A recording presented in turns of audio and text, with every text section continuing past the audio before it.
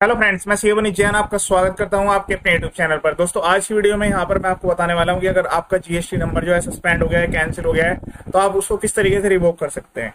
इसके लिए जो है पूरा प्रोसेस ऑनलाइन ही करना है, आपको कहीं पर भी डिपार्टमेंट में विजिट करने की रिक्वायरमेंट नहीं है।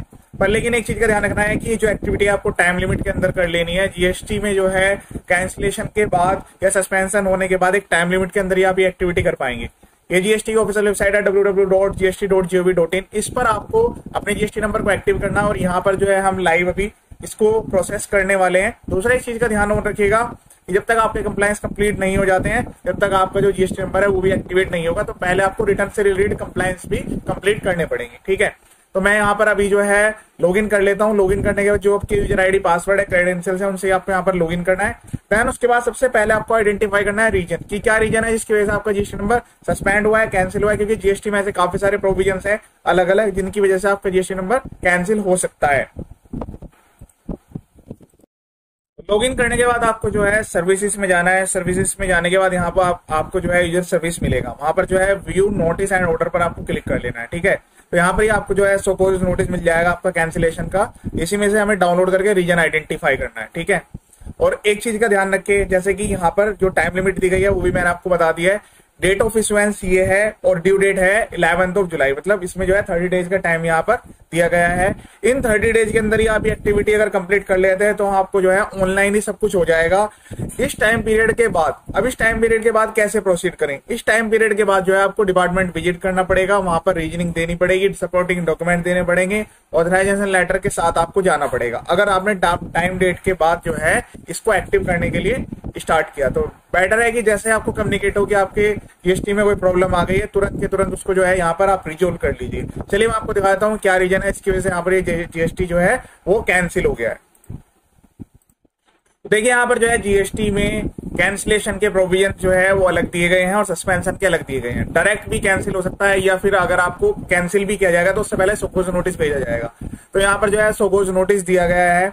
Whereas on the basis of information which has come to my notice, it appears that your registration is liable to be cancelled for following reasons. Return furnished by you under section 39 of the CGST। तो जो return filings है उनकी वजह से, उस reason की वजह से यहाँ पर ये हुआ है। ऑब्जर्वेशन क्या है? Failure to furnish the return for a continuous 6 period कि आपने जो है यहाँ पर 6 मंथ तक यहाँ पर जो है कंटिन्यूसली रिटर्न को फाइल नहीं किया।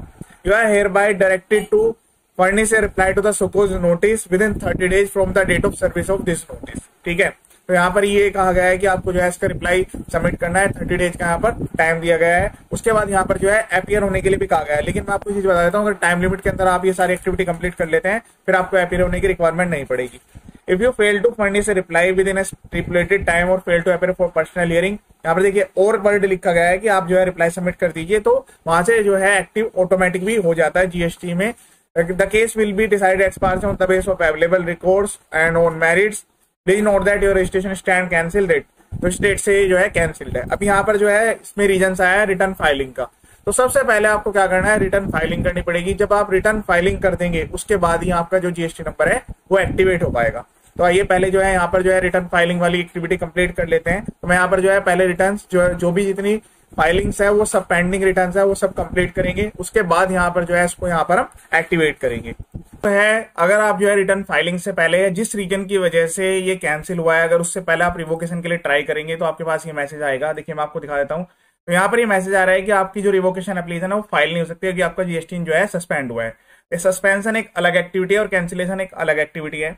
कैंसिलेशन के रिगार्डिंग जो है आप रिवोकेशन एप्लीकेशन फाइल कर सकते हैं, वो भी टाइम लिमिट के अंदर ही। उसके लिए टाइम लिमिट जो है एक्सटेंड कर दी है, 90 डेज का टाइम दिया गया है। तो यहाँ पर सस्पेंड है तो हम यहाँ पर ये रीजन आइडेंटिफाई करके पहले वो रीजन सॉर्ट आउट करेंगे, फिर इसके बाद यहाँ पर आगे प्रोसीड करेंगे।